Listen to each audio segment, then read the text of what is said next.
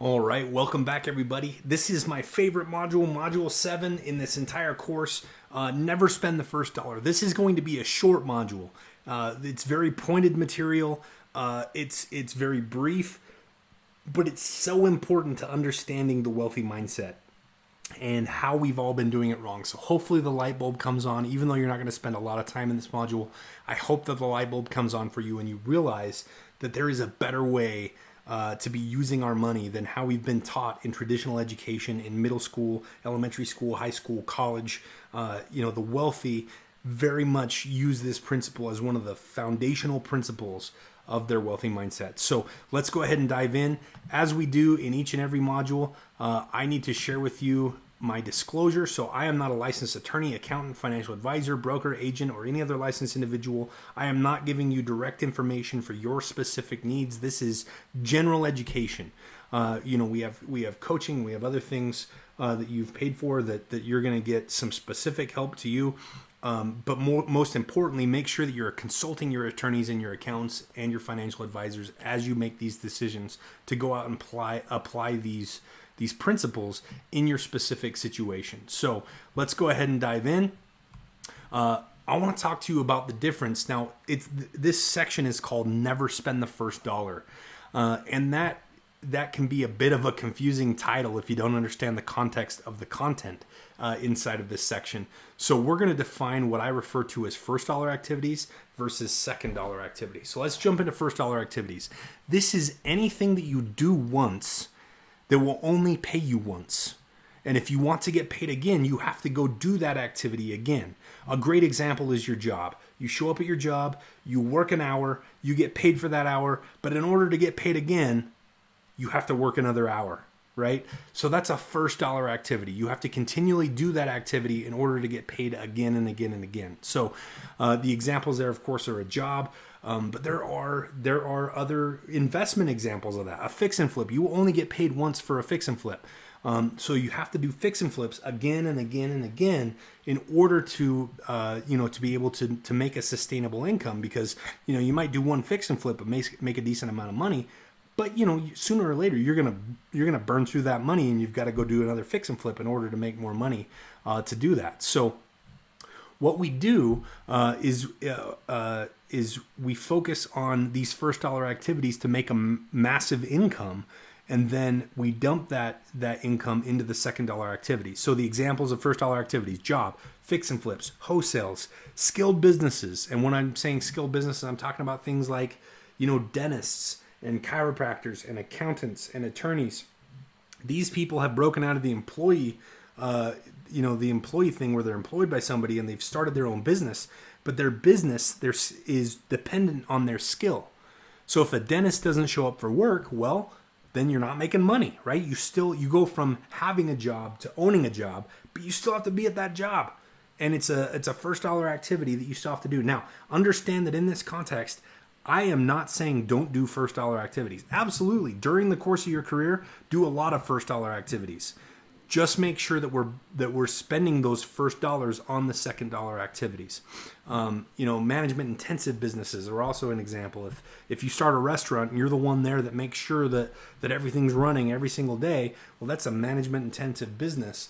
These are all first dollar activities. Now, the mistake that the employee mindset makes is that they take that first dollar and they go and spend it on liabilities. So that money disappears and it's not coming back because liabilities do not generate more income, right? So that makes it so that you have to go do those things over and over and over again.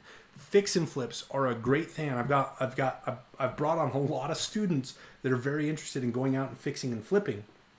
But the thing about fix and flips, and there's nothing wrong with that, but do keep in mind that as a retirement plan, fix and flips are not great, because if you're 90 years old, and you've had a great career fixing and flipping, but when you reach 90 years old, you probably aren't going to want to do fix and flips anymore, right? So we're going to need to rely on some second dollar activities that are just going to keep paying us. So always keep in mind, the wealthy take the money from their first dollar. This is why this section is called Never Spend the First Dollar.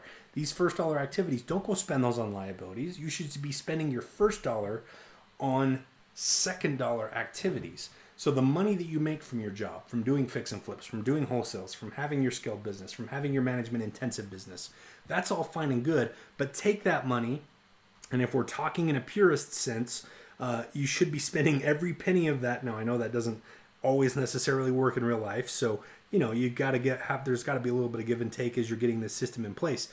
But in theory, you should be taking all of the money that you make in the first dollar category, moving that over to the second dollar, and buying assets that will pay you in perpetuity.